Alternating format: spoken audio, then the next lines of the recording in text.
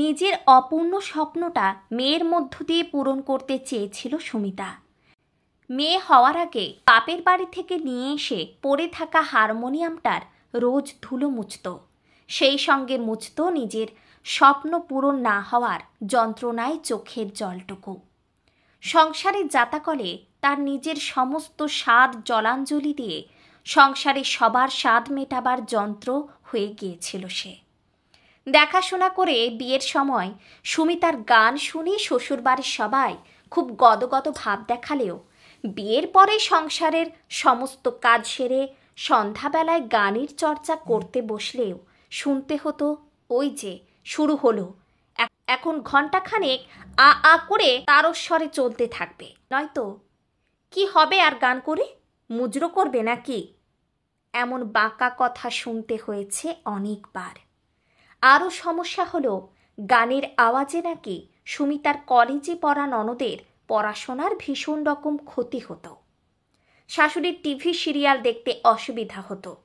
শাশুড়ি অভিযোগ করেছে শ্বশুরের কাছে, সন্ধ্যাবেলায় কত নামি দামি মানুষ আসেন, তারা নাকি বিরক্ত হন সন্ধ্যাবেলায় গান বসলে।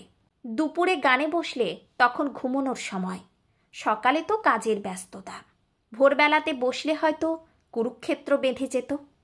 কোনো সময়ই গান গাওয়ার জন্য উপযুক্ত নয় এ বাড়ি। সুমিতার শ্বশুরবাড়ির মতে মেয়েদের গান শেখা বিয়ের পাত্রী নির্বাচন পর্যন্তই যথেষ্ট। বিয়ের পরে গান গেয়ে অন্যদের বিরক্ত করার কী বা দরকার আছে? সুমিতার স্বামী এ ব্যাপারে কোনোদিন কোনো উচ্চবাচ্য করেননি। অশান্তি দেখে তিনি শুধু সুমিতাকে অসহায় ভঙ্গিতে বলতেন, থাক না সুমি। তার একটাই উদ্দেশ্য, সংসারের শান্তি যেন বজায় থাকে। অবশেষে সংসারের শান্তি বজায় রাখার দায় একমাত্র সুমিতার উপরেই বর্তালো। প্রচণ্ড অভিমানে গান গাওয়া ছেড়ে দিয়ে সংসারের শান্তি ফিরিয়ে এনেছিল সে। আর কোনোদিন কেউ তাকে গুনগুন করতেও দেখেনি। নিজের মেয়ের বছর 8 বয়স হওয়ায় সাথে সাথে মেয়েকে তার বান্ধবীর গানের স্কুলে ভর্তি করিয়ে দিয়েছিল সুমিতা। নিজের অপূর্ণ স্বপ্নটা মেয়ে পূরণ করুক অন্তত। বাড়িতে মেয়েকে গানের প্র্যাকটিস করানোর সময় হাত চলে যেত হারমোনিয়ামের রিডগুলোতে। আঙুল দিয়ে সুর তুলতে ইচ্ছে হতো, কিন্তু বাড়ির লোকের ব্যঙ্গোক্তি মনে করে নিজেকে সংযত করত সে। একটা না পাওয়া যন্ত্রণায় বুকের মধ্যে চাপা কষ্ট, অভিমান জমতে থাকে তার। মেয়েকে নিয়ে সে তার বান্ধবীর গানের স্কুলে দিয়ে আসতে গেলেই তাকে দেখে তার বান্ধবী ভীষণ আফসোস করে বলে, স্কুলে এক সময় আমরা কত একসাথে প্রোগ্রাম করেছি, কেন নষ্ট করছিস অত সুন্দর গলাটা? মেয়ের সাথে তুইও তো বাড়িতে প্র্যাকটিস করতে পারিস।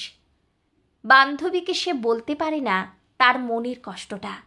নিজেকে শুধু বড্ড ছোট লাগে। বড় ঘরের বউ হয়ে নিজের স্বপ্নটাকে গলা টিপে কেমনভাবে খুন হতে দেখছে, তা সে কিভাবে বলবে তার বান্ধবীকে? বান্ধবীর জিজ্ঞাসা দৃষ্টি এড়াতে তাই আজকাল সে শ্বশুরমশাইকে দিয়েই মেয়েকে গানের স্কুলে পাঠায়। সেদিন দুপুরে বাড়িতে কেউই ছিল না। শ্বশুর শাশুড়িও আত্মীয় বাড়ি গিয়েছেন। পরম মমতায় হারমোনিয়ামটার গায়ে হাত বুলাতে বুলাতে আজ প্রচণ্ড বাঁধন ছাড়া হতে মন চাইছিল তার।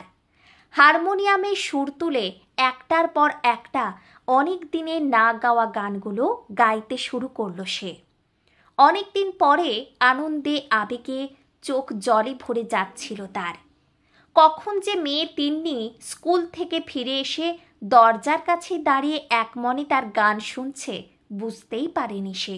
মা কাঁদছে বুঝতে পেরে মাকে পেছন দিক থেকে জড়িয়ে ধরে বলল, মা, তুমি এত সুন্দর গান করো, তাহলে কেন কখনো গান গাও না? মেয়ের প্রশংসা শুনে মেয়েকে জড়িয়ে ধরে হু হু করে কেঁদে ফেলল সুমিতা। আজ মেয়ের গানের স্কুলে অ্যানুয়াল ফাংশন, বাড়ির সবাই এসেছে। স্কুলে গানের প্রোগ্রামে মেয়ে খুব সুন্দর গান গেয়েছে। চারিদিকে মেয়ের প্রশংসা শুনে স্টেজ থেকে নামতেই তিন্নির বাবা মেয়েকে গর্বে জড়িয়ে ধরল। আজ তিন্নির গানে খুব খুশি তার ঠাম্মি দাদুও। আজ পর্যন্ত তাদের বাড়িতে এইভাবে স্টেজে উঠে কেউ কখনো গান গায়নি। ঠাম্মি এসে তিন্নিকে আদর করে বলল, বড় হয়ে দিদি ভাই আমার মস্ত বড় গায়িকা হবে, দেখে নিও তোমরা। মেয়ে একটু হেসে বলল, কিভাবে হব? তিন্নির বাবা বলল, কেন মা, আরও শেখাবো তোমাকে গান। কি হবে গান শিখে? মাকেও তো দাদু কত আশা নিয়ে গান শিখিয়েছিল, কি হলো? সেই তো মার গান গাইতে পারে না বিয়ের পরে। আমিও নিশ্চয়ই তখন আর গাইতে পারবো না, আমার মায়ের মতো ভীষণ কষ্ট হবে আমারও। তিন্নির বাবা আর ঠাকুমা থতমত খেয়ে পরস্পরের দিকে তাকালো, মাথা নিচু হয়ে গেল তাদের। এমন সময় সুমিতার নাম ধরে স্টেজে অ্যানাউন্সমেন্ট হচ্ছে শুনে সুমিতা অবাক হয়ে গেল। সুমিতার বান্ধবী সুমিতার কাছে এসে একগাল হেসে বলল, কি রে, চল, তোর পারফরমেন্স আছে, শিগগিরই চল, সবাই ওয়েট করছে। সুমিতা বিস্ময়ে বলে ওঠে, আমি? কিভাবে? কিভাবে আবার? যেমন নিজের স্কুলে গান গাইতিস সেইভাবে। তারপর বান্ধবী মুচকি হেসে বলল, এটা কিন্তু তোর মেয়ের প্ল্যান। সুমিতা মেয়ের দিকে তাকিয়ে দেখল বাবার হাত ধরে তার দিকে তাকিয়ে মুচকি হাসছে।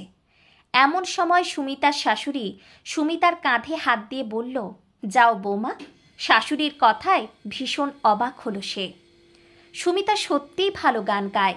সেদিন সমস্ত হল স্তব্ধ হয়ে সুমিতার একের পর এক গান শুনেও অধৈর্য হলো না, এমনকি সুমিতার শ্বশুর শাশুড়ি পর্যন্ত। গান শেষে হাততালিতে ভরে গেল মঞ্চ। স্টেজ থেকে নামতেই বাবার হাত ধরে এসে তিন্নি তাকে জড়িয়ে ধরে বলল, মা, বাবার ঠাম্মি বলেছে কাল থেকে আমি আর গানের স্কুলে আসবো না, আমি তোমার কাছেই গান শিখবো বাড়িতে। বাবা বলে দিয়েছে আমাদের বাড়িতেই তোমার একটা গানের স্কুল খুলে দেবে। তিন্নির বাবা অপরাধী মুখ করে তাকিয়ে রইল তার দিকে, চোখের দৃষ্টিতে ক্ষমার আকুতি। সুমিতা ভীষণ অবাক হয়ে যাচ্ছিল প্রতি মুহূর্তে। বুকের ভেতরে একটা ভালো লাগার রেশ ছড়িয়ে পড়েছিল তার। তিন্নির ঠাম্মি কখন যেন পিছনে এসে দাঁড়িয়েছে, বলল, বৌমা, আজ তিন্নি এত ভালো গান করে বলে এত গর্ব করেছি, সে একমাত্র তোমারই জন্য। আমাদের বাড়িতে তিনকুলে কেউ গানের গ পর্যন্ত জানে না, তাই এর মর্ম এতদিন বুঝিনি। আজ তিন্নিমা বুঝিয়ে দিল, তা তুমি ক্ষমা ঘেন্না করে আমাকে তোমার গানের স্কুলে ছাত্রী করবে? তাহলে কয়েকটা ভক্তিগীতি শিখব। সুমিতা শাশুড়ির হাত ধরে মৃদু হাসল, তারপরে দুই হাত বাড়িয়ে মেয়েকে জড়িয়ে ধরে আনন্দে কেঁদে ফেলল সে। সত্যি, মেয়েরা বড় হলে মায়ের কষ্টগুলো মন থেকে বুঝতে পারে। আজ মেয়ের জন্যই যে তার স্বাদ পূরণ হতে চলেছে এতদিন পরে।